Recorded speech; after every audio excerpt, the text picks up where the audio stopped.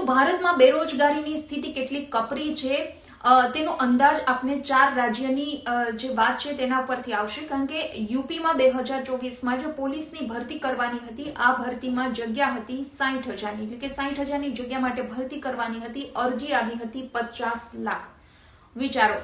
બીજી તરફ બિહારમાં સ્ટાફ સિલેક્શનની 12,000 ભરતી કરવાની હતી અને તેની સામે 25 લાખ અરજી આવી, એટલે કે 200 લોકોએ માત્ર એકની ભરતી થવાની હતી. એટલે આ આંકડો ખૂબ જ ચોંકાવનારો છે. વાત હરિયાણાની કરીએ તો હરિયાણામાં એસએસસી સીઈટી માટે વર્ષ 2023માં 13,000ની ભરતી માટે 13 લાખ અરજી આવી હતી. તો ગુજરાતમાં ડિસેમ્બર 2023માં સબ ઓર્ડિનેટ સર્વિસ સિલેક્શન બોર્ડે 2500 ટેકનિકલ માટેની ભરતી બહાર પાડી અને તેમાં અરજી આવી 1 લાખ. એટલે હવે તમે વિચાર કરો કે ભારતમાં બેરોજગારી, યુવા બેરોજગારી, શિક્ષિત બેરોજગારીની સ્થિતિ શું છે તે આંકડા ઉપરથી જાણી શકીએ છીએ.